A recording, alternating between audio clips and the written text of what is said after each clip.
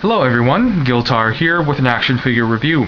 This time we'll be looking at Perseus from NECA's Clash of the Titans action figure line. Now this is a fairly new action figure product. It was released in March of 2010 according to NECA's website, and normally it retails for about $16.99 or basically $17 American. Now I'm starting off this review with a sort of size comparison using the McFarlane Toys Halo Tartarus figure on the left, and on the right is the 1:100 scale master grade RX-782 Gundam 1-Year War version. Now Perseus is advertised as a 7-inch tall figure, which is accurate. It's 7 inches tall, and as you can see here, it's quite large compared to some of the larger model kits and action figures that I have in my own collection here.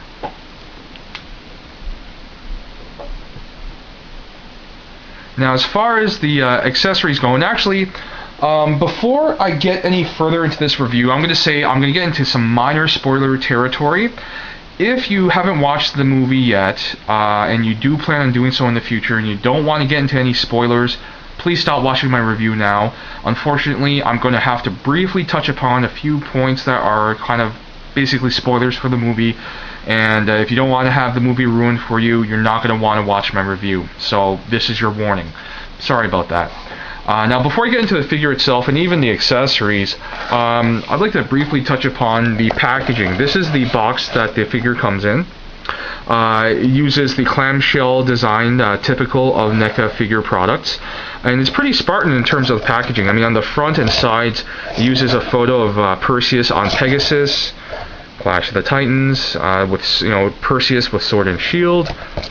On the back, it's a simple photo of the figure, actually, not even the actor or the character, the figure of Perseus. And it just says Perseus, son of Zeus. So as you can see, the packaging is pretty straightforward, and the figure itself is pretty straightforward as well in terms of accessories. It only has two accessories, basically a sword, a Greek-inspired sword. It's not historically accurate, but it's fairly close for all intents and purposes, so I do like that aspect. Very nice weathered, beaten appearance to it, so it looks like a weapon that has been used and that has seen battle. Very nice detailing on the blade, nice detailing on the guard here, which has a nice design in the center, some nice sort of greenish bluish paint. The grip itself is quite nice as well, with some sort of groove detailing sculpted in, and the pommel is quite nice as well. For anybody who's sort of a student of historic weapons, they're going to recognize this type of pommel design. The other accessory, which is extremely good in my opinion, is the scorpion hide shield. Just extremely well sculpted, very organic in appearance, which is further helped by the wonderful paint job. The base color of a dark brownish green with sort of paint washes of gold and dry brush detailing over the top, some metallic colors here and other raised surfaces, which really just brings out the color, and it's just a really nice gradient of various colors going across this object, and it makes it look so convincing as a piece of animal hide. Like, if I didn't know any better, if I just saw this on a table, I would think this is like from a small turtle shell or something. Now, even the back and interior of the shield looks great as well, with some extra paint work done, and the straps for the forearm, very convincing in terms of appearance as leather-like material. Great touches like these metallic rivets that secure the straps onto the shield. I really like this accessory. And just like the accessories, the sculpting and paint job on the figure itself is just the same. Very well done. From top to bottom, the material that you see on the figure is quite convincing, from the metal bits on the greaves and vambraces and cuirass or chest plate, the leather-like material for, again, the greaves, vambraces, the sort of skirt parts of the chest armor, the tunic here, the tunic skirt, the sleeves, even the cuirass or chest plate looks great. It has like a pitted metal appearance. It looks like something that has been worn, and that isn't something that's brand spanking new, all shiny and sort of pretty looking. Overall, I just love the aesthetic of this figure. It has a really nice weathered appearance to it. Now, getting into the character itself of Perseus, I really like the proportions of the character. It doesn't look muscle-bound like a bodybuilder or a superhero. It looks, athletic and convincing looking as somebody who has, a nice level of physical fitness. I also like the face sculpt, the head sculpt. It does have a nice likeness to Sam Worthington. It's not perfect. I mean, at certain angles, it looks like it's a mixture of Sam Worthington and like Ray Winstone or something like that. Like it's sort of a more brutish version of Sam Worthington. But aside from that, I mean, it does have a good likeness. It's it looks good for this figure, for this price range. It's actually quite good in my opinion. Pretty exceptional, to be honest. Now, with the details over with, let's get into the articulation, which is actually quite surprising. At a glance, it looks like a typical McFarlane Toys figure, which looks great but can't do much. This is totally not the case with Perseus here. There's rotational movement at the ankles for full rotation.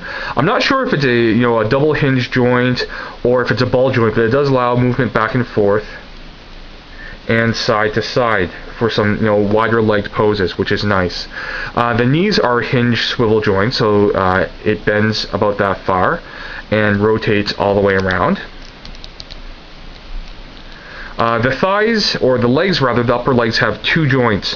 One joint at the mid-thigh where it's just a cut joint for swivel movement, so it's full rotation, and another cut at where the hip meets the pelvis, what a lot of people call the V-crotch, which is just basically an angle joint, an angle swivel joint that allows rotation like that. It's something that I saw in earlier Revoltech figures with their hips, like the Evangelion figures. They had that type of two cuts at the upper legs for 2 points of articulation, which I actually like. It allows a good range of posability for the legs. It's something different than the typical sort of ball joint or the hinge swivel joint at some other action figure hips. But yeah, because it's hidden by the skirt here, it visually doesn't get in the way, and it does allow some good posability. Now, as far as the waist goes, it does have articulation. It has rotational movement and bending movement back and forth and side to side, so I think it's a ball joint because it has pivot action. The shoulders are hinged swivel joints, so they move about that far and have full rotation. The same thing goes for the elbows, so they have hinged movement to bend and rotational swivel movement. The wrists themselves, I think, are on ball joints. I'm not sure, but they do wiggle a bit and they do have full rotation. And finally, the neck itself connects to the base of the head or skull via ball joints, so you can look up and down and have full rotation there. So that's it for articulation, and what that amounts to is just a really great range of posable potential. You can really get this figure in some interesting poses. Now, obviously, you won't be able to get it into like a gymnast type of backflip or side kick, or put it into like the lotus position, but it has a really great range of articulation. It allows you to pose this figure in many different ways, which is a good thing because it's great for action figures to look good, but they're action figures, so they should be able to be a little more functional. Now, I'll just say this right now. I'll get into the pros and cons. I'll start off with my cons and say I have no cons for this figure. I absolutely love this product. There could be flaws that one could mention, but they're so minuscule, especially compared to everything else that this figure does right. They're really not worth mentioning in my opinion. So I'll get into the pros. The first pro is it's a combination of everything.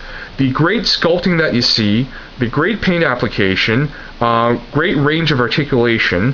The accessories, while there's only two, they look pretty darn good, and the shield especially is something that really impresses me in terms of detail.